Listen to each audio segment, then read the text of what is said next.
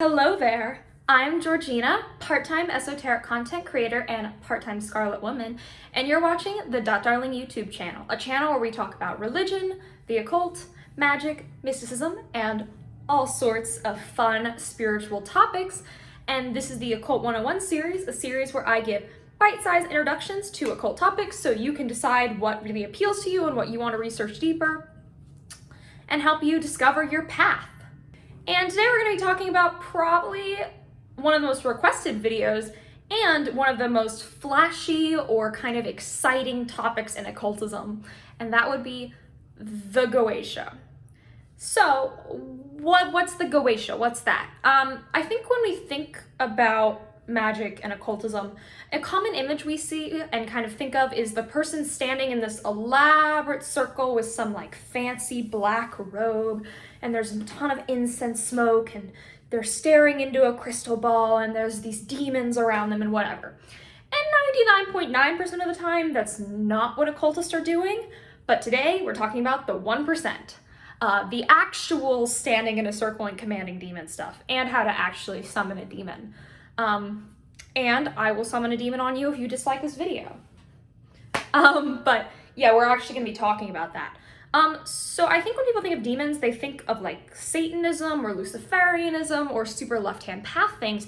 However, the Goetia really isn't that. It can definitely be used in that way, and that will be called demonology. But that's not what we're going to be talking about. We're going to be talking about the more traditional way to approach this. And that's through Solomonic magic. So who was Solomon? Solomon was a king who gets talked about quite a bit in the Bible. However, actually pretty unlikely he wrote the Keys of Solomon, which is where the Goetia comes from. And the Keys of Solomon are, it's a book, a grimoire to be precise, or a kind of magical book, all about his techniques. There's pentacles, there's talismanic stuff, there's all sorts of things. And then at the end, as part of the Lemegeton, there's this lovely part called the Goetia. And the Goetia is where we get the majority of modern demonic magic from. The Goetia is sort of set up like, and I really liked how Sarah Lyons, author of Revolutionary Witchcraft, described this in an interview with The Cut. She describes it as a Pokedex of demons. I think that's perfect. I think that's like, I can't describe that better. Basically, it's a catalog of 72 demons, and there's sort of hierarchy. I'm going to get into hierarchy in a second. And they're like skills and what they can teach you. Because a lot of the times these demons aren't like killing your enemies. It's more like, oh, if you conjure this demon, it can teach you how to identify plants. It's a lot less exciting than you would think. And typically they have titles or hierarchies, and these hierarchies are really important. So they'll be ranked like kings, dukes, princes, or whatever. And in all of Abrahamic mysticism and magic, like this hierarchy stuff is really important. And that feeds into how you summon them. Even the highest demon is still under like the lowest angel, and the angel is under God. And so as a practitioner, you are able to embody all this righteousness and conjure God and angels through you, and then the demons have to do whatever you want, basically. That's basically how it works. You pretty much call up God, kind of like you're calling the manager in a restaurant. Like, you know, when like the Karens do the "may I speak to your manager" thing? It's basically the spiritual equivalent of that. You stand in the circle and you write God names around you to like prove your godliness and your status and that you know what you're doing. And then you phone up God and you're like, ritual, ritual, ritual, ritual, ritual. Come into me, God. Come into me, God. Yes, and so then God is in you, and then the demon stands outside of the circle in a equilateral triangle called the Triangle of Art. This is mine. It's very pretty.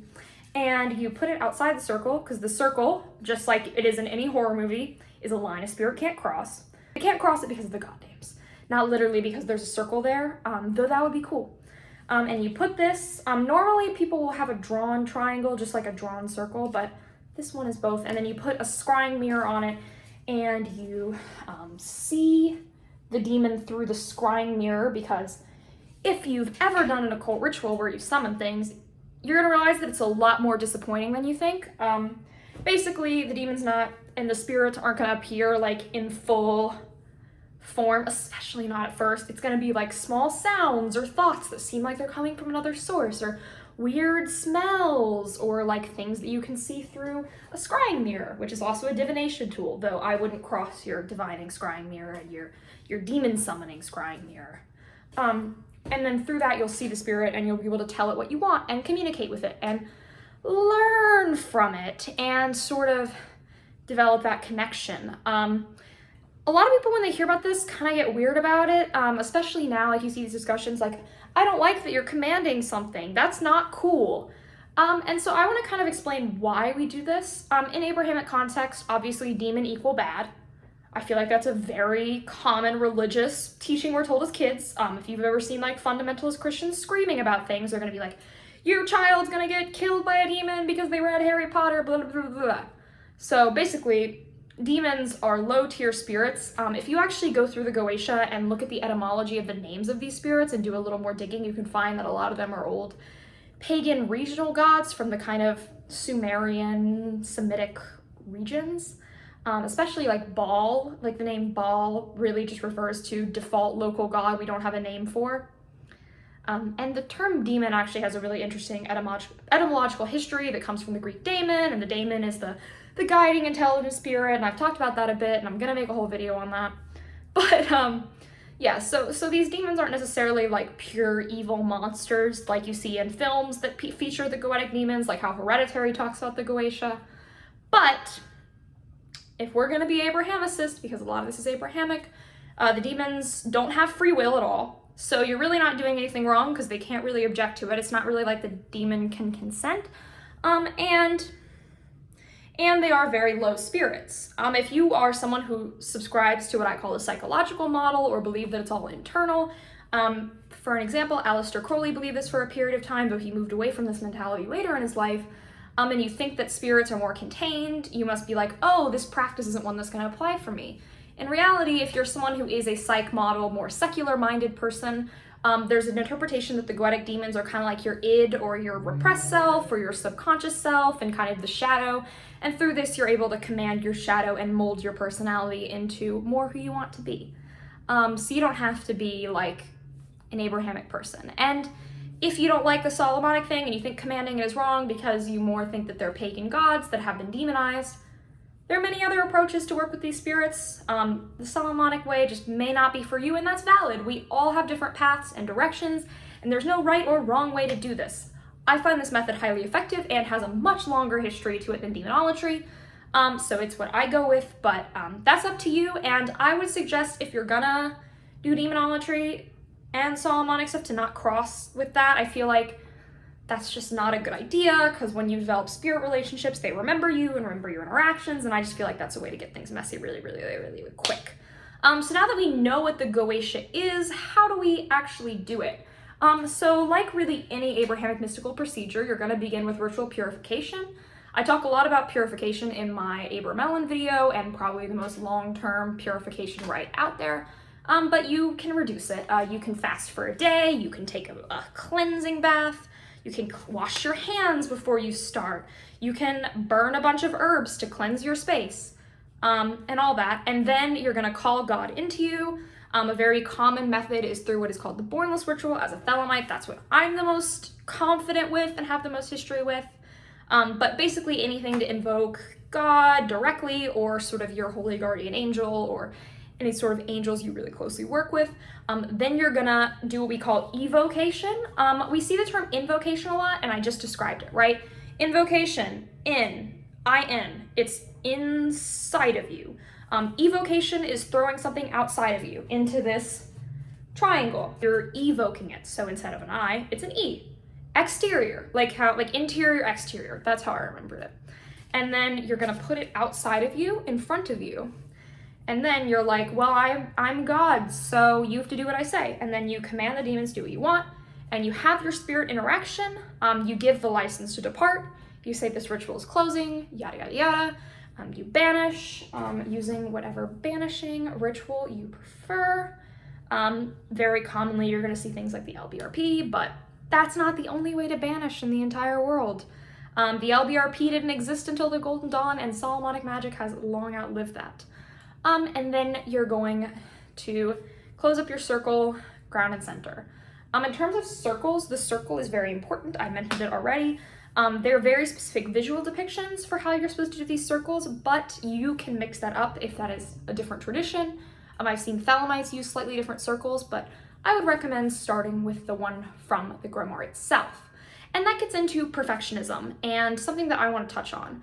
So King Solomon, whether you believe he actually wrote the Goetia or not, was a king, meaning that a lot of the things you're going to see in these rituals are going to be things that are not exactly accessible to the modern person and not realistic. Personally, I cannot afford a 9-foot circle when I live in a studio apartment that doesn't even have a circumference of 9 feet, right? That's just not gonna work for me. So what do? I adapt it. I shrink things down. If you can't afford one of these fancy circle mats, you can tape a bunch of pieces of paper together and make that your mat. You can use chalk or expo markers, depending on what works on your floor surface. For things like incense, maybe you can't afford a super nice setup, you could just use stick incense and frankincense, if that's all you have.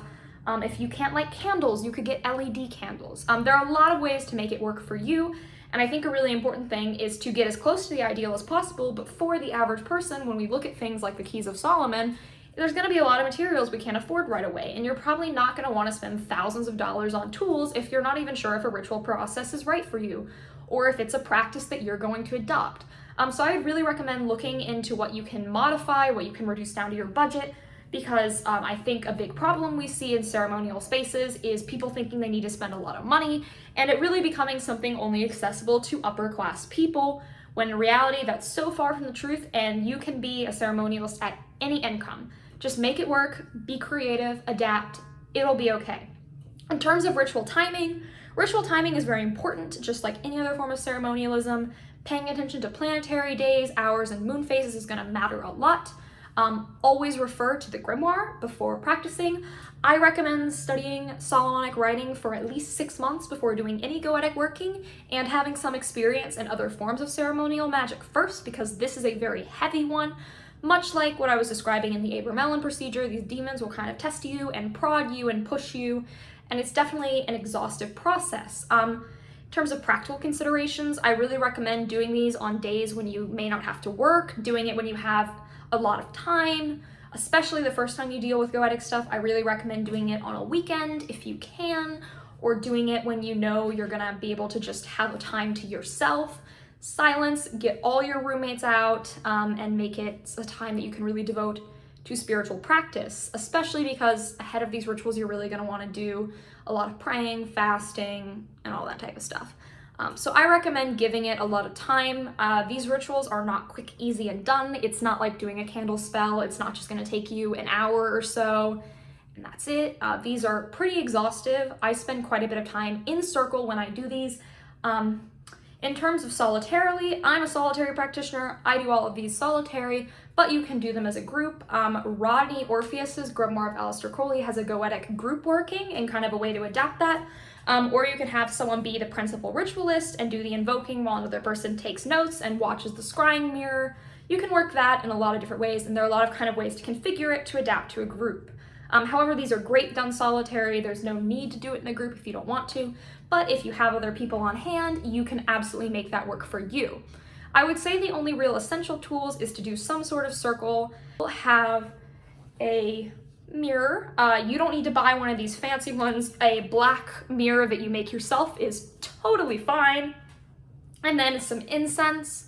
You should always have incense burning. If your house or apartment bans smoke, you can have like an essential oil diffuser with frankincense oil. That's a great workaround if for some reason incense doesn't work for you or makes you cough. And yeah, I mean, it's exhaustive, it's time consuming. You're probably gonna spend a little bit of money on ritual tools, even if you DIY a lot, because DIYing takes time, and time is still a cost. These are not really beginner friendly. This video gives a little like flavor of what it's like, but if you want to do this, you're gonna really need to read those grimoires, to spend a lot of time thinking about it, practicing, working on it, and developing your skills, and study like mad. This is not easy, this is not beginner. Pick your demons intentionally and for a specific reason. Don't just go, well, this one sounds cool, I'm gonna use this one. No, that's a waste of your time, because this is gonna take you multiple hours. So you definitely want to get the most out of it. I think that while demons seem scary and very much like out of a horror film, it can be a really enlightening experience and really help you on your path towards personal gnosis. I really recommend this, but do it with a lot of caution and always have a grain of salt with you. And after you're done, record and take notes of all any manifestations or things that change in your life afterwards. So I hope that's a little beginner taste of what Goetic workings can look like for the absolute uninitiated beginner. If you want to support me and keep the lights on here in Ein Sof, my Patreon is the best place to support me, and you get an extra Occult 101 video every month. This month I'm going to be making one all about Babylon, which I'm really excited for. You can buy a tarot reading from me. Details for that are on my Instagram. You can donate through Ko-Fi, and you can follow me on Twitter, Instagram, TikTok, and here. And I host a podcast called Occultism with a Side of Salt with another YouTuber named Warrior Witch Nike, and that is on Spotify and YouTube. And of course, like, comment, subscribe, and if you're subscribed for exactly 93 days, you will meet your holy guardian angel, and you can't prove me wrong until you've done it. So bye!